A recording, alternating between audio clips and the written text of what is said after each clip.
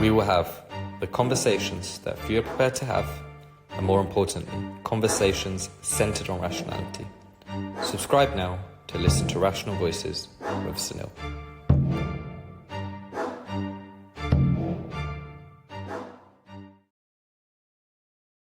Young Bob, I saw you on X maybe a week or so ago, maybe a few days ago, where you had some awful man throw an egg towards you, and you were just making a general argument. Um, how have you got involved in all of this? And it'd be great to just get a general intro to yourself. Oh boy. So I've been doing religious and political activism for nearly 2 years now. I started out in Hyde Park and Speaker's Corner, then kind of transitioned from doing content at Turning Point UK, and they ultimately kind of gave me like the freedom to essentially do whatever I wanted. So in Right. terms of doing stands, out, microphone, saying whatever I want. So it was on the issue of transgenderism that I was speaking to. I'll give you the context of what happened there, then I'll just go on to why I ultimately do what I do. So it was in context to talking on her. I gave her the microphone. She was speaking, and then the person behind me was like this communist anarchist. Like that's what you see at Camden Town. It's just like commies or rebellious kids who ultimately don't have their own sense of purpose, so they're kind of degenerating out at Camden Town. And I saw him buy an egg from the shop, mind you. So this is fresh. This man was actually spending money to hurt me. And he just kind of chucked the egg. And then throughout the day, he keeps on chucking eggs at me. So he may have done it like 3 different times. And then he was chucking other food items at me like a tangerine. But that's besides from the point. The reason why I do this is ultimately, ever since I did drama when I was in secondary school. And I've always had this fascination with seeing the relationship between two ideas. So when drama is traditionally quite a liberal uh, form of science, let's just say, um, because I was always conservative, and on a group chat, I had said a man is a biological human male, and in response to that, the people in that group had suggested to me that I should go kill myself. And mind you, the context in which that was given was a week that a student actually killed himself on school grounds. So that was incredibly hurtful at the time. Yeah.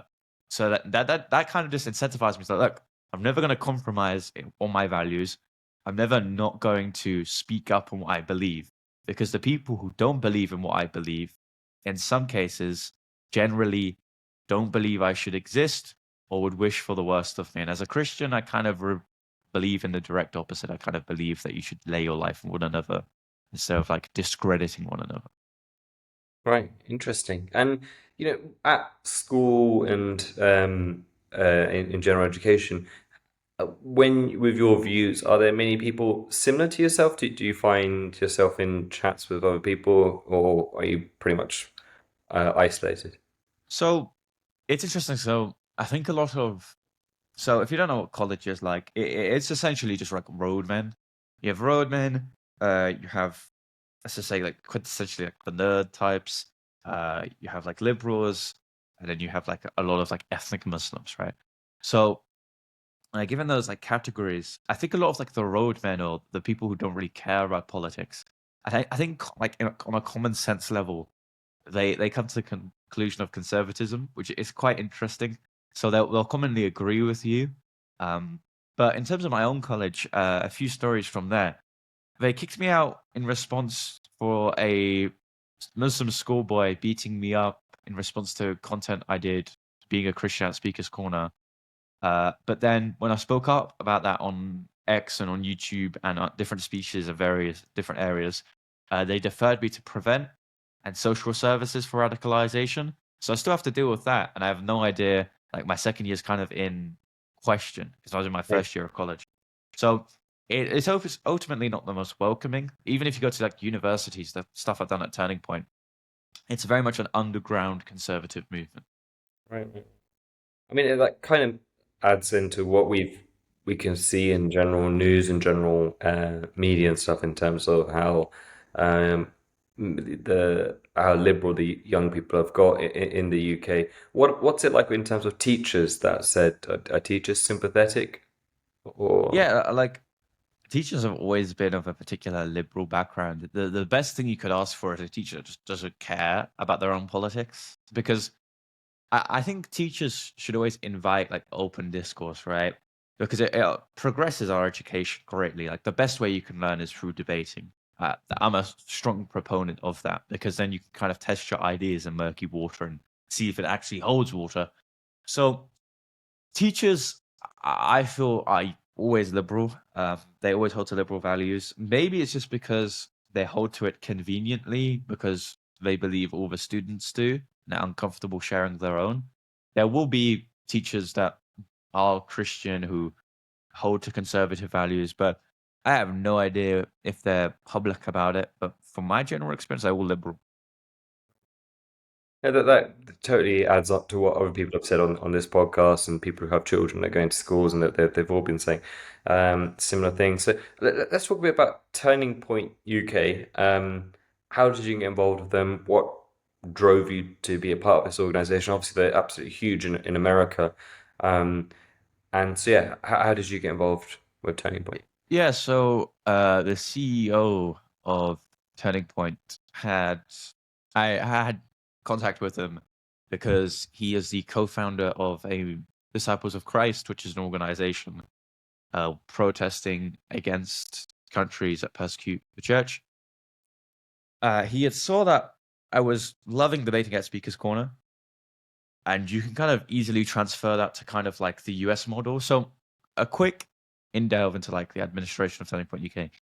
You can't do the US model of content, which is set up stand in universities, because universities, unlike the US, aren't public ground, right? So there's, unless you're part of a student union society, and when we tried to start up those societies, the schools would, at every single moment of our process, halt, limit, and also lengthen the process so much so that when we did get accepted, the people that wanted to start these societies then were leaving the university. So there was no one to set them up.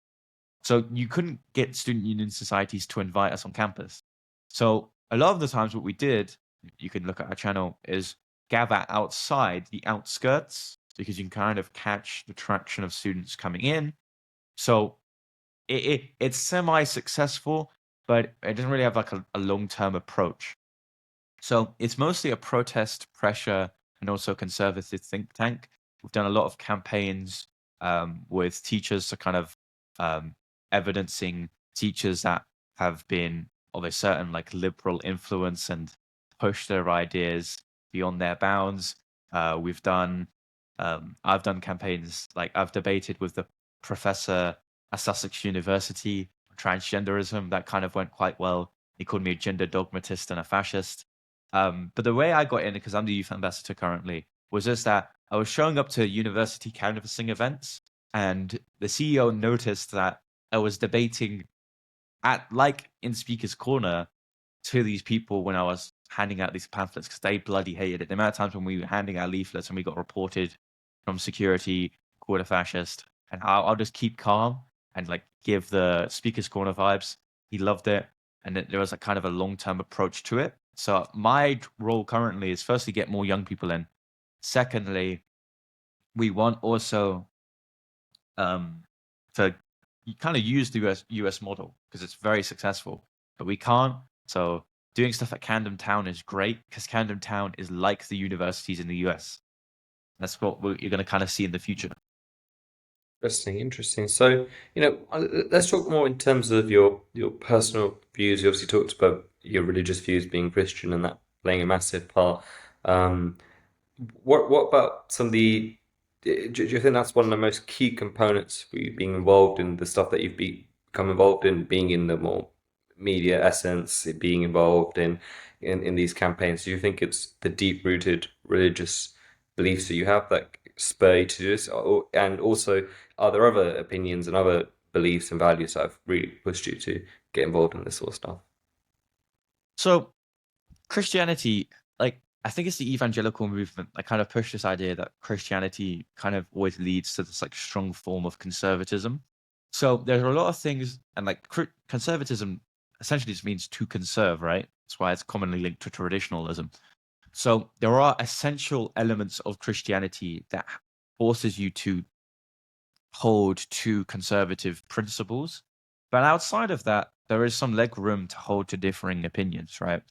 So the reason why migration was like I find that a problem in terms of what's currently happening at the migrant hotels has always just been because I have seen the long-term effects in terms of local communities that's had. So that is outside this Christian influence. So I came to a stronger form of Christianity because of the conservative pipeline of like the US content creators like Steven Crowder, Ben Shapiro, all those type of people. So given that I've always been a conservative outside of my Christianity, but they do relate somehow in one another. Definitely, there's definitely mass overlap on the pair. Um, I'm fascinated to learn more about some of the responses you've had when you've been doing these, setting up Oh these, boy. setting up the stands. What's some of the general responses, and also maybe some of the more not so nice responses? Yeah, so a lot of the time it's quite humbling. You'll have people admiring the like. I started doing some in Leicester Square, and I had this discussion like for nearly an hour with this like Austrian philosopher. And I was on a trans stand, and he spent an hour literally like talking to me about books we've commonly read or books he thinks I should read. And every time someone came up to me and like spat at me or poured monster at me, because you get this all the time. Like, mind you, the amount of times that people have chucked things at me casually or poured things at me is ridiculous. It's very common. The fact is that I wish I could record all the times it happens because it's ridiculous. But what you see is that that guy was appraising me for the quality of just being able to discuss with people. So there are a lot of people that admire that quality on the street. Now, in direct opposite, what you see like stand up to racism, for example, like you're a fascist, go unalive yourself, all that stuff. They actually don't want you to exist, which is the most crazy thing to me. You would suspect that the whole chanting at stand up to racism was just because of the trade unions, but no, they generally want you dead. It's an absolute absurd opinion and idea, and I think it's honestly just ridiculous. But they don't want you because of your opinions. Like the first time I ever did these stands at Leicester Square, I set up. Firstly, the council tried to kick me out, which was totally unlawful because there have been other religious stands at the same place, and I made sure of it. And then, secondly, as that was happening, two trans people came up with Monster, poured it on my head, poured it on a banner, then ran away, whilst the councillors that were dealing with me were staring at this event and did nothing.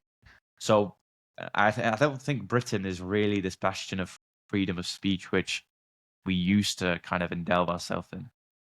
I think that's a really key point to talk about is the freedom of speech element. You know, we've seen a lot of criticism, especially in America, J.D. Vance, and other people come out saying there isn't freedom of speech anymore in the UK. You're obviously out on the street on a regular basis, talking to lots of different people.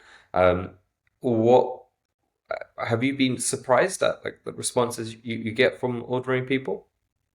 Yeah, like the response from ordinary people, I don't even think these people are ordinary because they're essentially like protected princes and princesses of like the younger generation, right? They're Mm, the hipsters that were. And what I mean by this is that you kind of looked of this in like the US in like the 1960s. They yeah. saw like exotic ideas or they wanted to be anti-establishment. So they kind of lived a certain way. And that's what we're currently seeing within this United Kingdom. I mean, in an era where politically it's quite favorable to like vote alternatively, you kind of see that within the mindsets of people in terms of their own life. Mm. So people want to live away from the traditional values of the West. Now, given that, if you have a man in a suit in Camden Town talking about traditional values for nearly 5 hours, you're going to respond in quite a divisive way. And I Yeah. was very intentional on my front. I never seek a fight, but I'm going to say, and if I know that there's going to be a fight caused by the fact I'm speaking, I'm still going to do it. Mm. I think it's fascinating when you talk about the anti-establishment. I actually think a lot of these people are just pure anarchists. I don't think they don't actually understand anything. And I think they just want pure anarchy. And I don't think they actually have really sat down and thought about the alternatives to what's going on or what their solution is to a lot of it. I mean, being in London, the places that you go to, I can imagine the amount of hipsters, the amount of people, the left leaning, far left people you must encounter must be quite extraordinary. Have you put stands up in other places across England, or has it been mainly London? Yeah, so we haven't done stands so far, but we have done like debates. So I've been to Nottingham Trans Pride. There's some videos there.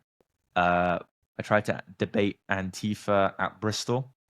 Um, I tried to debate some people. I was outside the Reform UK conference, and I tried to debate some of the counter demonstrators there up in No, yeah, I think it's Manchester.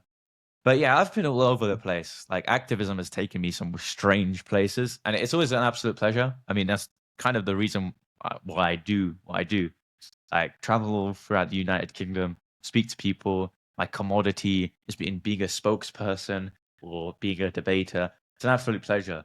But yeah, I will always do things outside of London. But London is kind of this amalgamation, thanks to Sadiq Khan, of multiculturalism. So you can kind of receive the whole of the United Kingdom at your doorstep in London. What's been maybe one of your more positive experiences with conversations with people?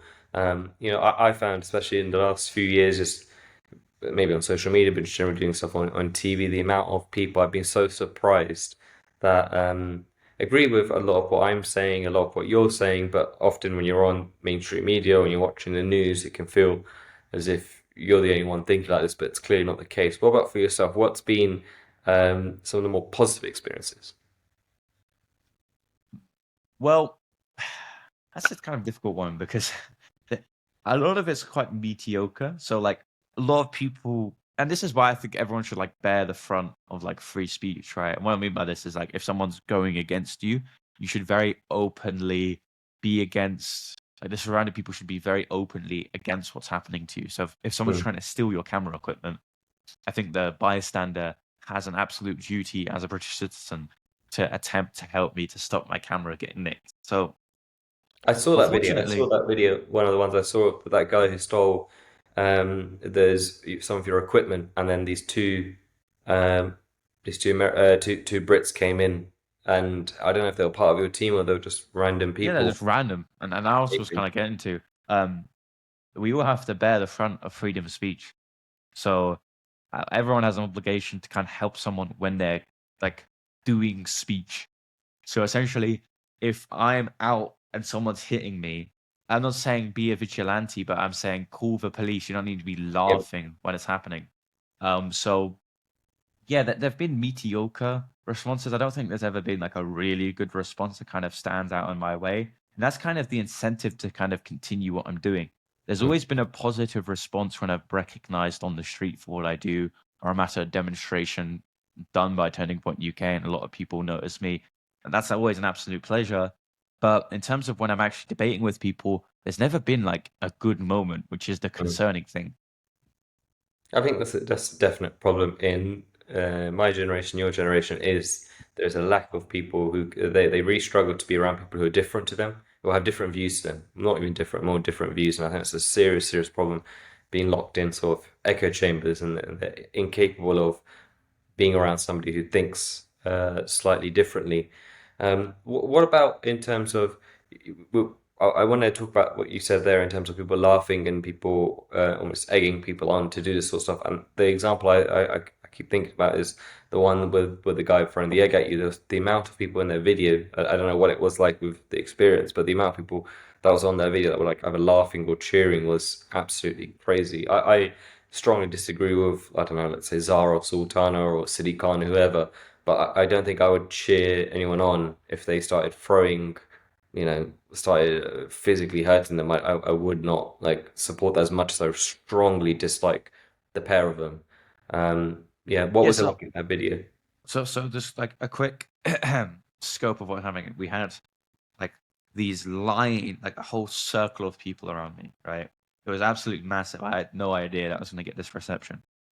And essentially, it was like a dance floor of people that just wanted to fight me. Like every time you'd like get one guy coming in and everyone would be like clapping and applauding like he was giving a good dance performance.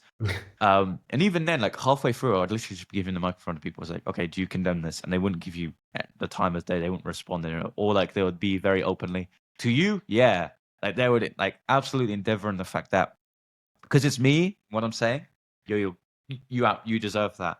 So I think it just demonstrates that if people like, firstly, the people on the side that disagree with me, I don't know what I could say here, but they're actually cowardly. Like Yeah, they don't have the backbone to do anything, and this is true of Speaker's Corner all the time as well. What I find is that no one is going to substantially hurt you if they threaten to do so before, because if you're going to punch me in the face, you don't say you're going to do it. You just instead do it yeah. before saying anything. So, firstly, these people are weak. They don't pose any real threat. That's why I think it's funny that people concern more for my safety than I ever do. Secondly, um, it just shows the fruits of the people that you're kind of talking to, right? And what I mean by this is that, well, their position doesn't hold any water, or they haven't been able to critically think about what they believe so far that they're scared of whether their position holds any water. They'll never have that critical discussion. And three, very obviously, if this is done by a mass group of people, there has to be a degree of indoctrination or social conditioning that these people have come under in order to believe and say what they're ultimately doing. Yeah, definitely. I think all points I definitely agree with, and the point on the fact that people won't do anything is very, very true. And also, I think the point that you made there, and the fact that they have to even resort to this level of abuse or violence, just shows that their arguments don't hold up. If they did, they wouldn't have to do that. They could just debate you and win and make really good points, but they can't, and they're incapable. So what they'll end up doing is resorting to violence or threats and to basically to stop you from speaking is the ultimate goal for them because they can't basically debate back. Do you think that's fair? Yeah, that's absolutely fair. Or they're just emotionally competent. Yeah, I feel I just think these people are children, and that's a shame. Like these are fully grown men who are children. Like there was one video. I'll slowly post more clips out whenever I feel like it, because I have so many clips of people speaking at Leicester Square in Camden Town, where a guy just walks in and screams, "Trans rights are human rights," putting his fist up in the air and just, like saying this for like 5 minutes straight. Now that's clearly a crying child if I've never seen one. definitely, definitely. Um, I mean, so what are your plans next? So you're obviously doing a lot of these debates, setting them up. What are the like the long-term plans? A for yourself and then B for Turning Point UK. Well, for Turning Point UK, it would just be to progress it as much as possible to the US model. But for my own future, I have got no clue. I've got reports from essentially everywhere, from coming to the police to prevent social services. I have no idea like what my long term career has me doing, but we'll see what happens. I'll continue doing this. I'll continue doing speeches. I'll continue saying the things I want to say, doing podcasts like these, and we'll see where it gets me. I'll kind of go with the flow on that one. But all you're going to expect is consistency with me, simply because I couldn't give a shit about social convention. In that, I don't care what people say is a bad idea. As long as I believe what I believe is true, I'm still going to do it. So just expect more because I'm going to do it. But it might be at the cost of a lot of things.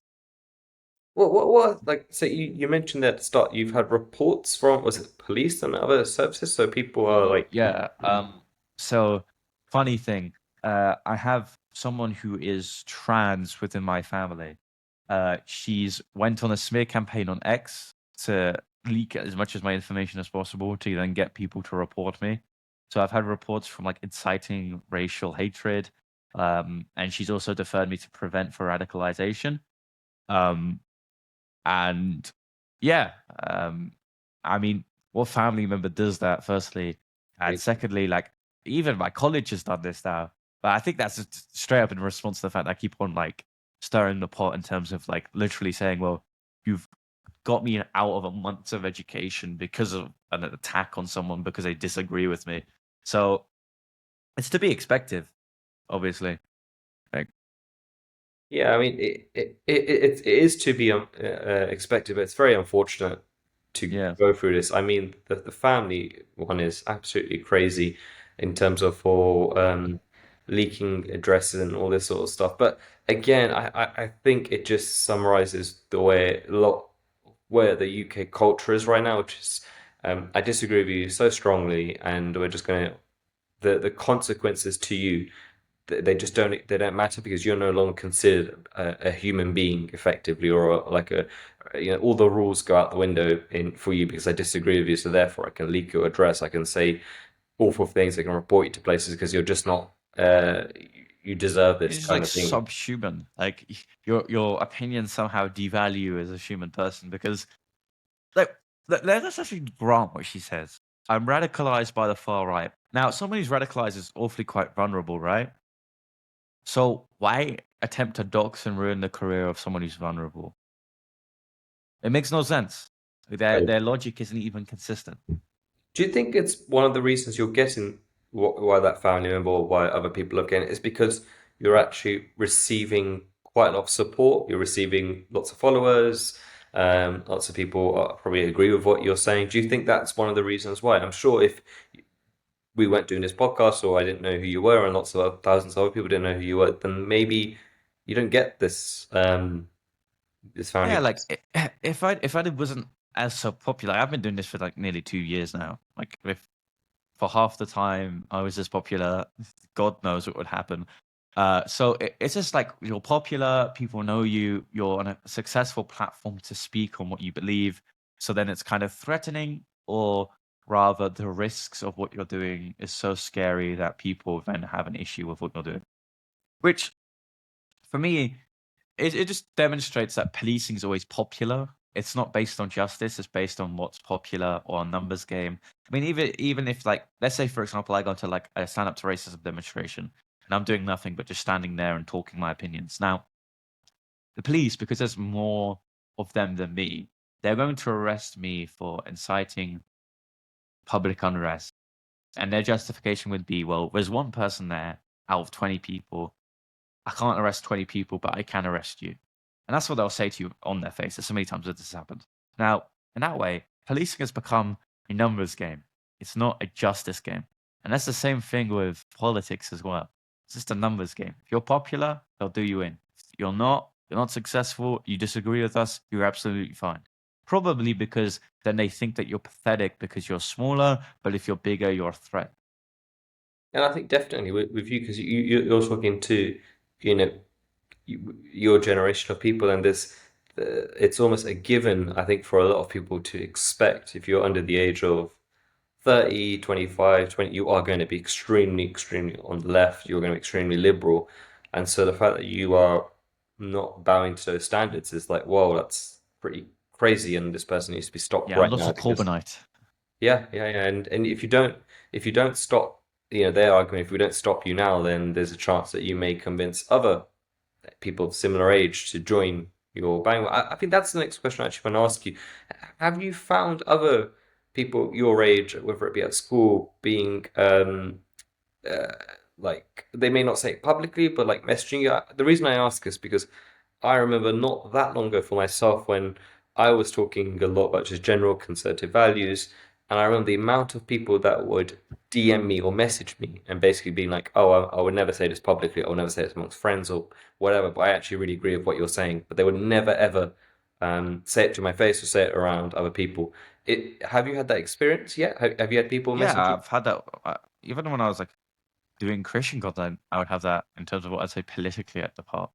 They'll be like, "Yeah, yeah, for the sake of my job, uh, I think you're vile scum, but secretly at the DM box, I'll message you and say, you know what, I can shake your hand. You're a very fair opinion. I absolutely agree with you." And that's even true of like political parties as well. Like before reform, and you had like a lot of like alternative right parties. The amount of times that you would see people say, "Well, I would vote for you if it was possible that you could win. I agree with you, but you won't win, so I won't vote for you." It's kind of that same idea. It's just like what can I do but quietly say I support you, which to me just kind of demeans what I'm doing. What I want to do is make my opinion public, but then my supporters to do it quietly goes back to what I'm saying when it comes to kind of taking the brunt of freedom of speech. I mean, if we all suddenly get arrested for saying a man is a biological human male, then let that be. The public would be on our side. Can't arrest thousands of people for saying the one thing that I am saying publicly. Yeah. No, totally agree. Um, Look, it's been amazing to speak to you, and yeah, definitely keep doing what you're doing, young Bob. And yeah, I think it's really admirable. I have like a closing ritual on the show that I always ask the guests, like a closing end to finish things off, which is a simple question. What is an unpopular opinion you have that you think should be popular? So it can be something we've discussed, it can be something Oh completely boy. uh, Uh, different, but yeah, anything that you what you think is unpopular in the current culture but should be popular. a moderate stand against abortion. I think within the UK, because we have a long history of abortion laws, I don't think we should suddenly swing to towards the US model. But I'd like to see elected abortions outside of rape and incest banned, or at least limited away from what the Labour Party currently reformed it to. That is my unpopular opinion. It's really timely you said that because the most recent podcast we just dropped, we had somebody called Dr. Callum Miller. I'm not sure if you've heard of him, but he's a youngish doctor in the UK. And he talked about the abortion laws in quite a lot of detail of why they are so bad in the UK currently with what the Labour amendment is doing. And yeah, very interesting opinion. Yeah, it's despicable. I mean, they're not going to give it to you, but if you decide to have an elective abortion outside the 24 weeks, you wouldn't be legally like arrested for doing so.